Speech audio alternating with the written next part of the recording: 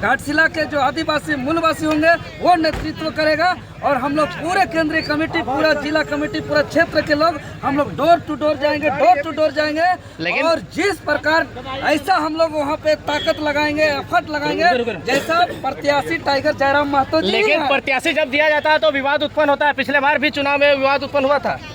देखिए, पिछला बार समय का बहुत कमी था और हम लोग का बहुत सारा क्षेत्र पे तय करना था, इसीलिए पिछला बार 19-20 होगी, हम उसको इनकार नहीं कर सकते हैं। इस बार जो है कि सामूहिक रूप से लोकतांत्रिक तरीके से बैठक करके निर्णय लिया गया, चुनाव लड़ना है और लोकतांत्रिक तरीके से ही प्रत्याशी का चयन किया जाएगा। घाटशिला विधानसभा के मतदाता तय करेंगे कि हमारा जेलकेम का प्रत्याशी कौन होगा, हमारा घाटशिला के विधायक कौन होंगे। क्या ये भी है कि उम्मीद लगे सूर्यनारायण हांसदा का पत्नी का? देखिए, वो घाटशिला के मतदाता तय करे कि हमको किसको लड़ाना है। हम लोग पूरा जिम्मेवारी घाटशिला के मतदाता पर छोड़ दिए हैं। घाटशिला के मतदाता को 2 दिनों का समय दिया गया है। 2 दिनों के अंदर वो लोकतांत्रिक तरीके से बताएंगे, लोकतांत्रिक तरीके से सामूहिक रूप से बैठक करके सर्वसम्मति से निर्णय लेकर के पारित करके भेजेंगे और कार्यकारिणी समिति उस पर मुहर लगाएगी। लेकिन एक बात तय हो गया कि घाटशिला विधानसभा उपचुनाव में जो है कि जेलकेम जोर शोर से चुनाव लड़ेगी और वहाँ पूरा रोमांचक मुकाबला होने वाला है, पूरा चर्चित होगा और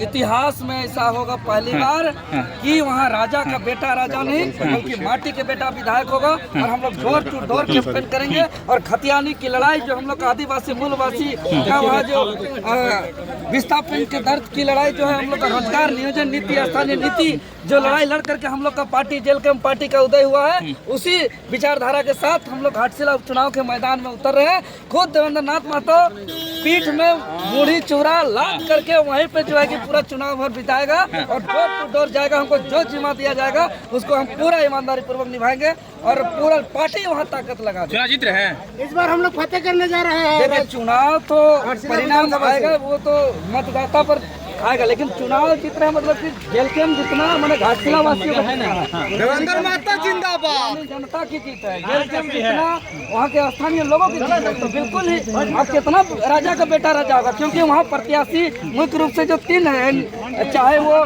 महागठबंधन एनडीए का हो, चाहे महागठबंधन झारखंड मुक्ति मोर्चा का हो, ये दोनों का प्रत्याशी जो है कि वो राजा के बेटा राजा है। तो भाई राजा का बेटा राजा कब तक बनेगा?